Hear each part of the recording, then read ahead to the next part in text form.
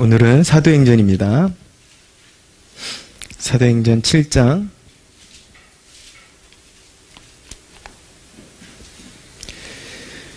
사도행전 7장 22절에서 36절까지 사도행전 7장 26절에서 22절에서 36절까지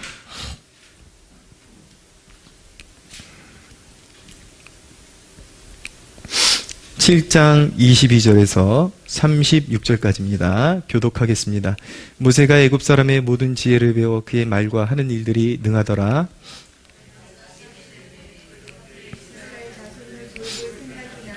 한 사람이 원통한 일 당함을 보고 보호하여 압제받는 자를 위하여 원수를 갚아 애굽 사람을 쳐 죽이니라.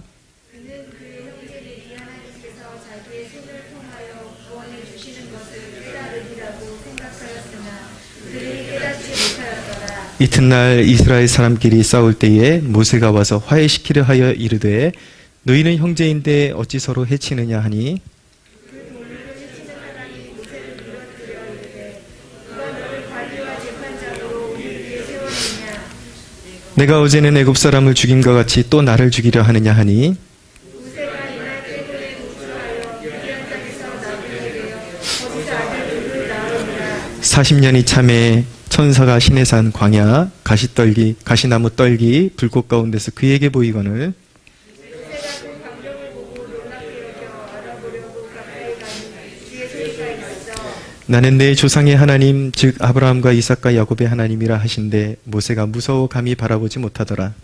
주께서 이르시되 내 발에 신을 벗으라. 내가 서 있는 곳은 거룩한 땅이니라. 내 백성이 애굽에서 괴로움 받음을 내가 확실히 보고 그 탄식하는 소리를 듣고 그들을 구원하려고 내려왔노니 이제 내가 너를 애굽으로 보내리라 하시니라.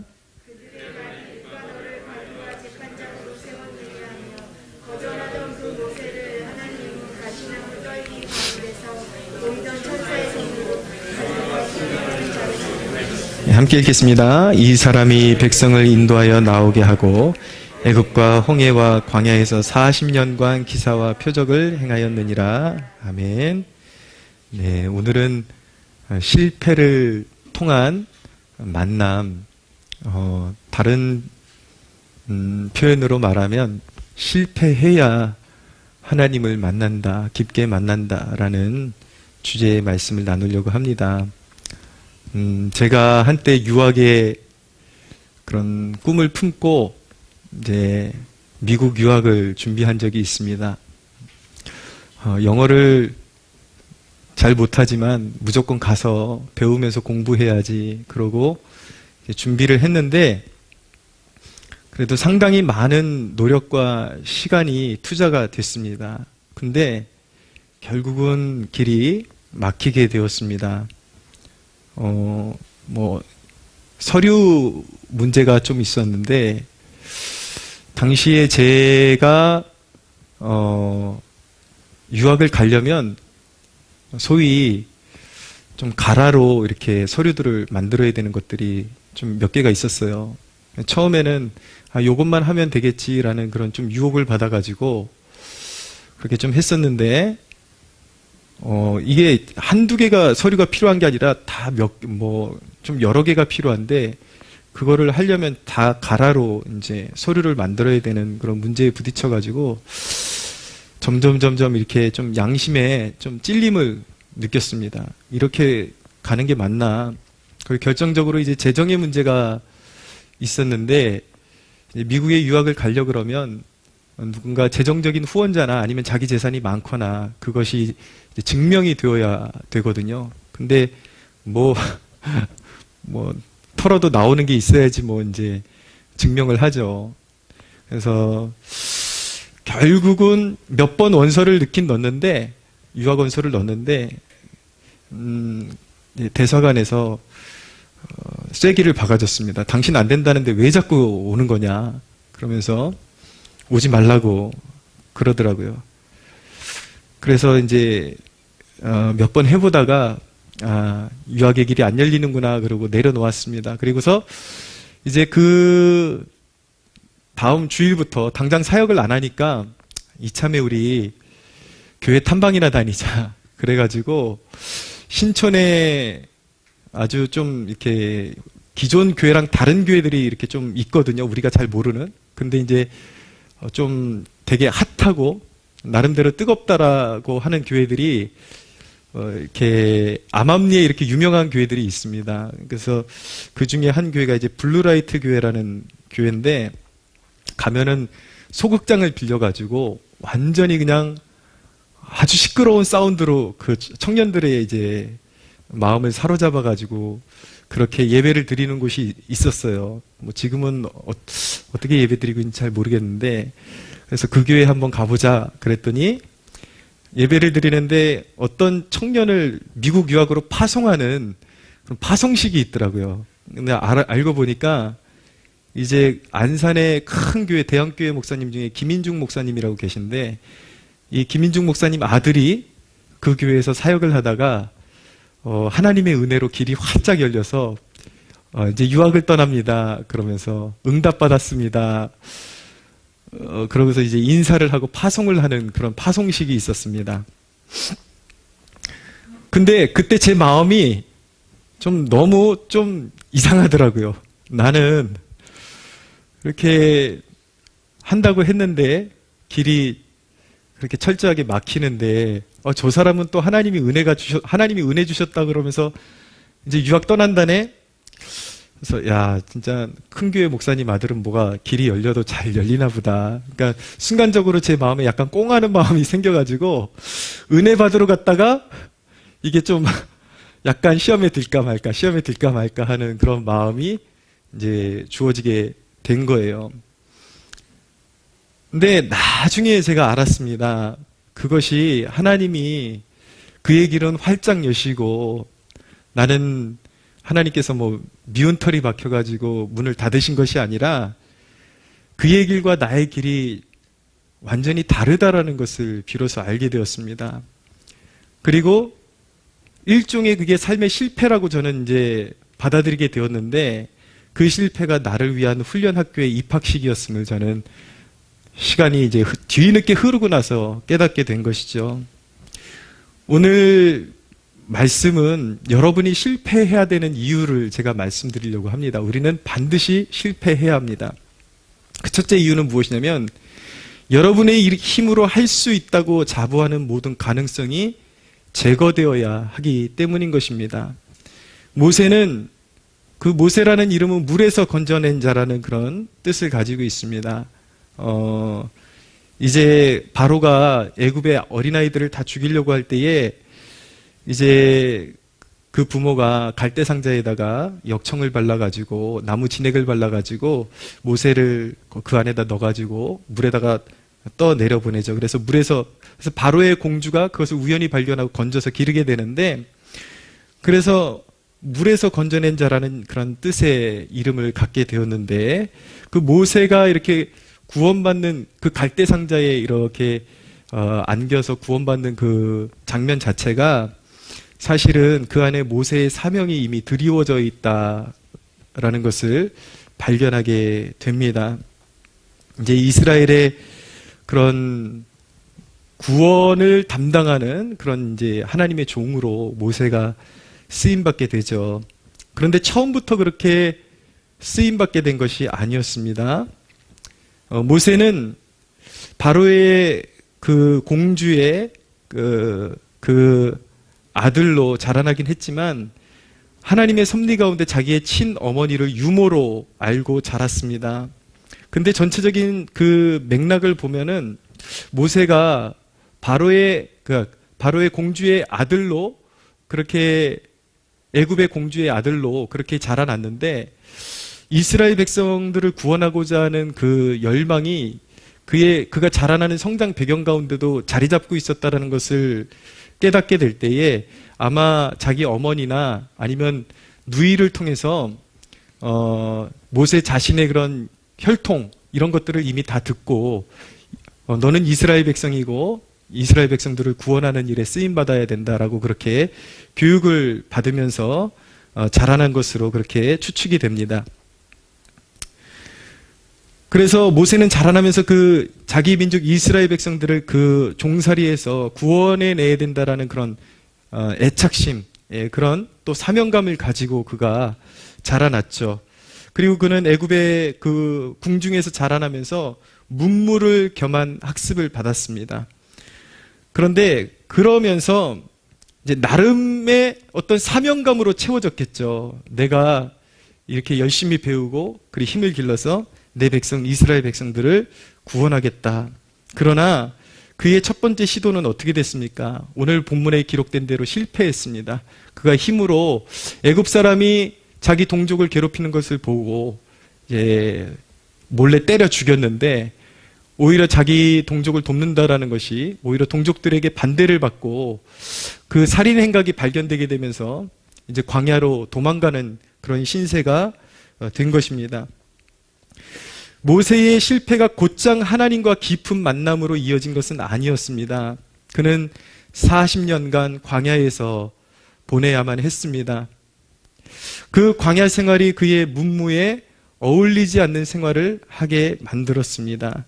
그의 그런 궁중에서 자라났다, 잘 배웠다, 그런 자부심, 그리고 인간적인 의욕, 내가 내 지혜와 내 힘으로 백성을 구원하겠다, 나 할 수 있다, 나는 내 힘으로 하면 할 수 있다라는 그 의욕이 그 40년간의 광야 생활을 통해서 제거되는 그런 시기를 거치게 된 것이죠. 힘이 다 빠지고 이제 마치 호랑이가 이빨이 빠지는 것처럼 그가 의지하던 그 모든 것들, 지식과 이런 것들에 대한 의존, 그런 것들이 이제 싹 빠져나가기 시작하면서 드디어 40년이 지난 어느 날 하나님께서 시내산에서 그를 만나 주셨습니다.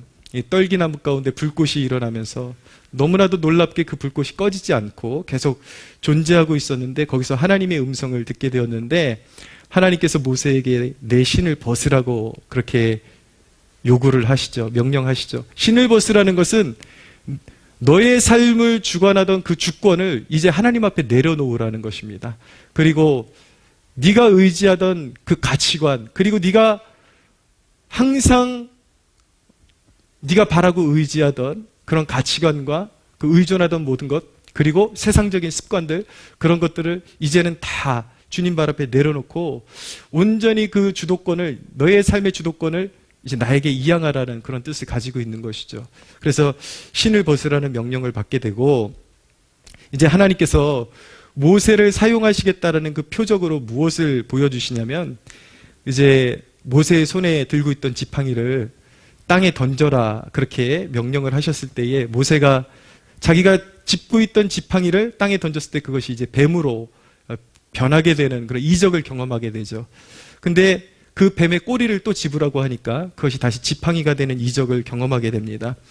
그리고 하나님께서 모세에게 네 손을 네 품에 넣어라 라고 명령하셔서 품에 넣었을 때 손이 갑자기 넣었다 빼니까 손에 나병이 들어서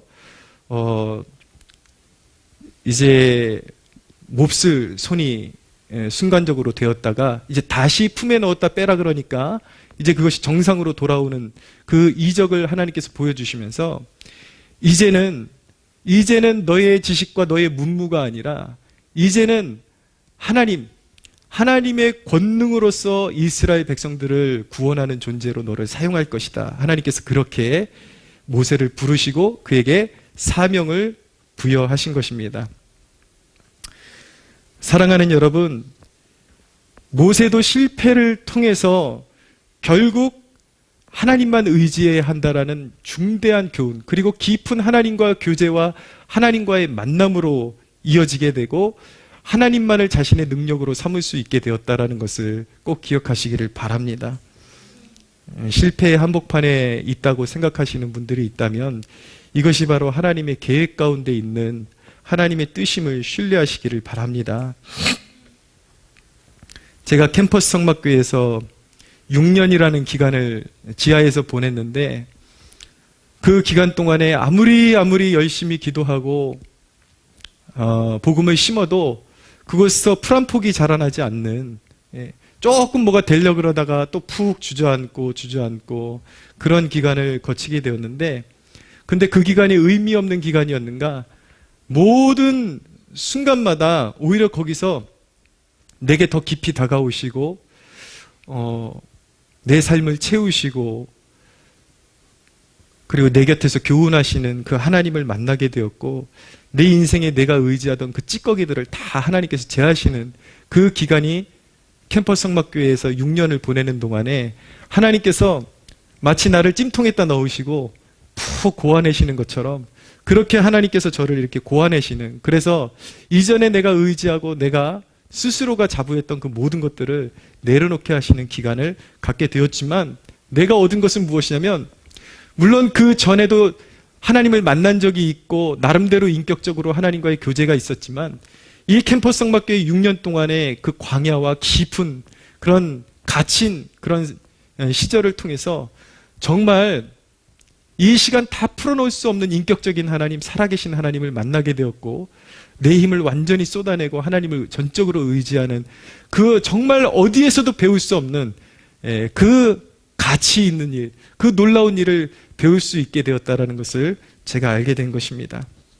사랑하는 여러분, 하나님께서는 실패를 통해서 여러분들을 망하게 하시는 것이 아니라 여러분들이 자부하는 모든 가능성이 제거되기를 기다리고 계시다는 것을 꼭 기억하시기를 바랍니다.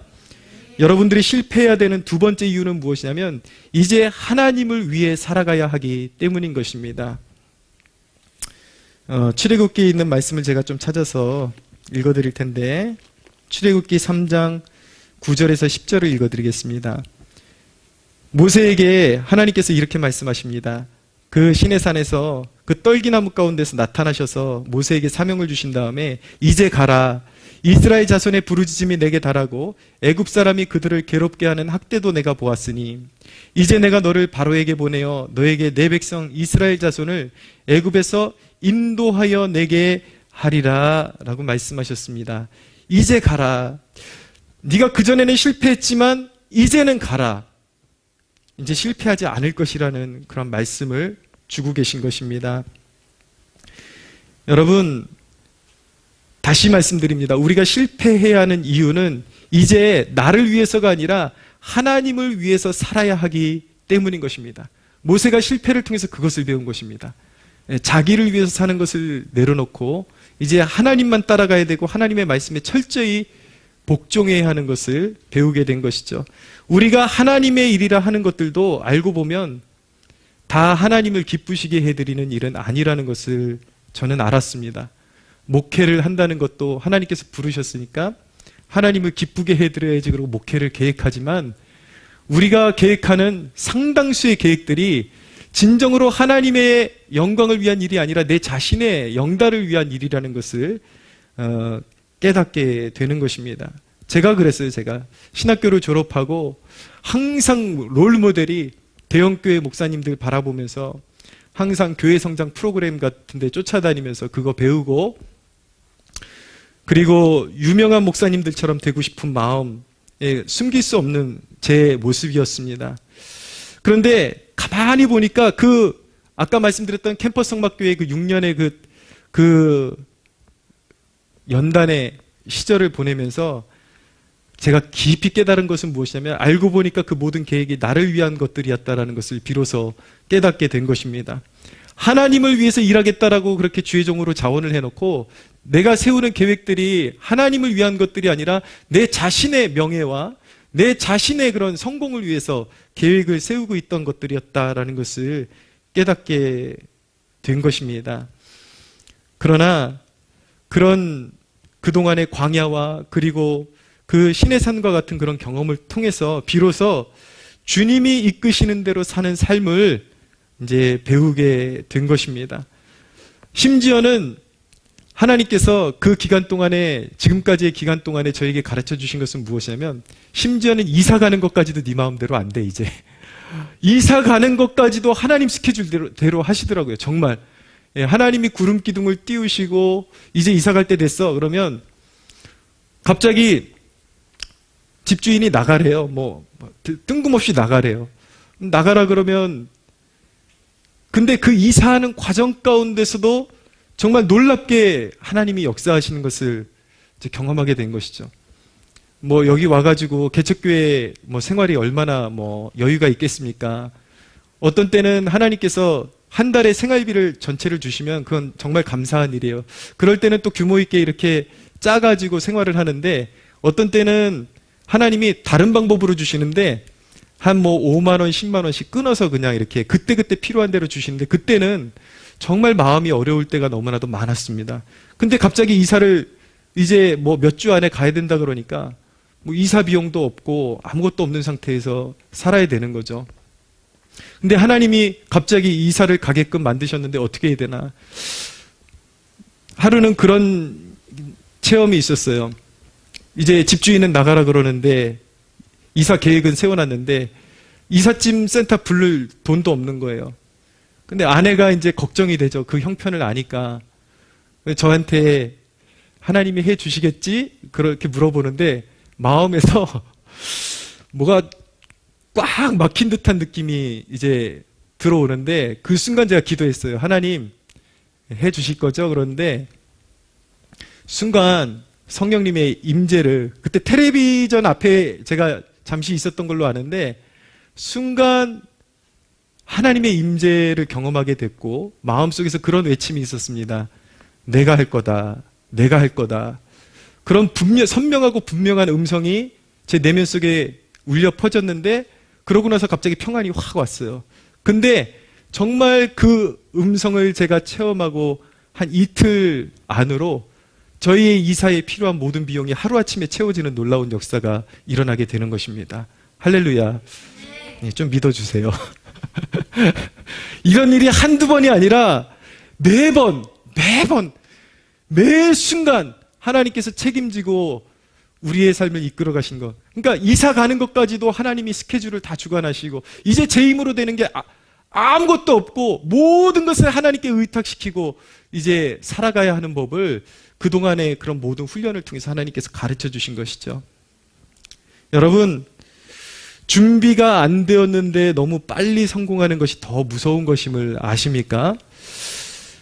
주위에 보면 유난히 저랑 비슷하게 신학교 졸업했는데 유난히 빨리 막 승승장구하고 성공하는 그런 목회자들이 있어요. 근데 다 그런 것은 아니지만 개 중에는 보면은 자기가 하고 싶은 대로 이것이 비전입니다 그러고 막 선포하고 나가면 무조건 그대로 막 이루어지는데, 그런데 빨리 성공한 만큼 빨리 무너지는 목회자들을 보게 됩니다. 왜냐하면 훈련이 부족한 상태에서 이게 확 성공을 해버리니까 나중에 이성적인 유혹, 그리고 다른 어떤 시험이나 유혹에 빠져가지고 교회가 그렇게 막 성장을 했는데 교회가 결국은 또 다른 어려움에 처하게 되는 그런 안타까운 모습을 보게 되면서 저는 철저하게 목회라는 것이 하나님의 방향성과 뜻에 따라 살아가는 법을 배워야 함을 절실히 느끼게 된 것입니다. 사랑하는 여러분, 우리에게 실패를 주시는 이유는 무엇이냐면, 이제는 더 이상 우리 자신의 계획대로 살지 말고 하나님을 위해 살아가도록 하나님께서 방향을 제시해 주는 그것이 놀라운 축복의 길임을 믿으시기를 바랍니다. 우리가 실패해야 되는 이유는 세 번째로, 실패에는 때의 문제라는 것이 있다는 것을 여러분들 배우셔야 합니다. 하나님의 때가 있다는 것을 가르쳐 주시기 위해서 우리에게 실패를 허락하시곤 합니다. 모세가 문무에 탁월한 사람이라고 했지 않습니까? 그랬기 때문에 오히려 그것이 그에겐 탁월함이었지만, 이 광야의 시간 이전에는 그는 지식과 세상 논리를 가지고 이스라엘 백성들을 구원하려고 했습니다. 뜻은 좋았어요. 내가 고통받는 백성들을 구원해내야지. 뜻은 좋았지만 방법이 하나님의 방법이 아니었어요. 그의 귀는 어디로 향해서 열려 있었냐면, 자기가 너무 똑똑하기 때문에 세상의 논리, 세상의 지식, 이런 데는 귀가 반짝 열려가지고 그 소리가 더 크게 들려오는 거예요. 그러나 이제 광야와 시내산의 그 경험을 통해서 이제 비로소 하나님의 음성이 모세에게 들려오게 된 것입니다. 그러니까 귀가 뚫리고 험난한 그런 광야와 고독과 그 과정을 통과해서 시내산에서 이제 하나님을 만나고 나니까 그의 귀가 뚫리고 하나님의 음성이 들려오기 시작하니까, 이제는 세상의 그런 어떤 소식들보다 하나님의 음성이 너무나도 선명하게 들려오니까 하나님께서 뭐라 그러십니까? 이제 말씀에 이제는 가라 그러시잖아요. 이제는 내가 너를 통해서 이스라엘 백성들을 구원해낼 것이다 라고 그렇게 말씀하시는 것입니다. 하나님의 때가 무르익었다라는 거예요. 그래서 사도행전 7장 34절에서 36절을 보십시오. 내 백성이 애굽에서 괴로움을 받음을 내가 확실히 보고 그 탄식하는 소리를 듣고 그들을 구원하려고 내려왔노니 이제 내가 너를 애굽으로 보내리라 하시니라. 그들의 말이 누가 너를 관리와 재판장으로 세웠냐 하며 거절하던 그 모세를 하나님은 가시나무 떨기 가운데서 보이던 천사의 손으로 관리와 속령하는 자로서 보내셨으니 이 사람이 백성을 인도하여 나오게 하고 애굽과 홍해와 광야에서 40년간 기사와 표적을 행하였느니라 라고 말씀하고 있는 것입니다. 할렐루야. 여러분, 신앙의 세계에서 절대 해서는 안 되는 소리가 한 가지가 있는데 그것이 무엇이냐면 해봤다. 이전에 다 해봤다. 그 소리는 절대 해서는 안 됩니다. 때가 달라요. 안 되는 때가 있는 반면에 되는 때가 반드시 오기 마련인 것입니다. 하나님의 음성이 여러분들의 귀에 들어오고 여러분들의 마음에 하나님의 음성이 울려 퍼지기 시작하고 믿음이 견고해지면 그때부터는 모든 양상이 또 달라지는 때가 온다는 것을 믿으시기를 바랍니다. 여러분, 광야의 한복판을 지날 때 이럴 때 드는 생각이 뭐냐면 과연 하나님이 나를 기억하고 계실까? 그런데 여러분들이 기억하셔야 되는 것은 무엇이냐면 실패한 것 같은 인생의 한복판에서 여러분들이 기억해야 되는 것은 무엇이냐면 하나님이 모세를 시내산에서 처음 보신 것이 아닙니다. 모세는 인격적으로 시내산에서 깊이 하나님을 체험했지만 하나님은 모세를 시내산에서 처음 보신 것이 아니라 모세의 출생과 광야의 시간들 그 가운데도 모세를 보고 계셨고 그분의 스케줄에 맞추기 위해서 모세를 인도하고 계셨고 기다리고 계셨습니다. 모세가 하나님을 자각한 것은 시내산이었지만 모세가 자각하지 못했어도 하나님은 모세와 함께 하시며 여기까지 인도해 주신 것입니다. 할렐루야. 예, 여러분들이 실패했다라고 생각하는 그 순간 그리고 광야의 시간, 고독한 시간에도 여러분들이 그 순간에는 하나님의 임재가 왠지 멀어진 것 같고 하나님이 나와 함께 하시지 않는 것 같지만 미래에 여러분들 언젠가 여러분들의 삶 가운데 갑자기 휘몰아치듯이 나타나셔서 여러분들을 이끌어 주실 그 하나님이 지금도 여전히 자각을 못할 뿐이지 지금도 여전히 여러분과 함께 하시고 붙들고 계심을 믿으시기를 바랍니다. 여러분, 그렇기 때문에 여러분들이 인생의 주안점을 둬야 되는 내용이 무엇이냐면 뭘 큰 일을 이뤄내야 되겠다라는 그런 어떤 과업에 대한 그런 부담감보다 지금 이 순간 여러분들이 더 신경 쓰고 해야 될 일이 무엇이냐면 하나님을 더 알기 원하고 하나님을 만나는 것에 더 무게를 두십시오. 우리 주 예수님은 선한 목자가 되시기 때문에 반드시 하나님을 소망하고 바랄 때 인도해 주십니다. 여러분, 마지막으로 권면드리고 말씀 마치겠습니다. 아까 제가 남의 간증 듣고 좀 마음이 아팠다 그랬잖아요. 남의 간증에 주눅들지 마십시오. 한껏 축복해 주시기를 바랍니다. 여러분들하고 그 사람하고 레벨이 다르거나 여러분들을 차별 대우하시는 것이 아니라 길이 다르고 그 사람에게 열린 문이 있을 때가 있는 반면에 그 사람도 알고 보면 인생의 문이 닫힐 때가 와요. 그러나 지금은 여러분들의 인생의 문이 닫혀 있을지 모르겠지만 하나님께서 예비하신 여러분들을 향한 인생의 때에 또 문이 열리기 시작한다는 것을 믿으시기를 바랍니다. 우리 하나님은 여러분들 한 사람 한 사람을 정말 너무나도 소중하게 여기시고 귀히 여기시고 한 사람 한 사람에 대한 너무나도 애착을 가지시고 위대한 계획을 가지시고 인도하신다는 것을 믿으시기를 바랍니다.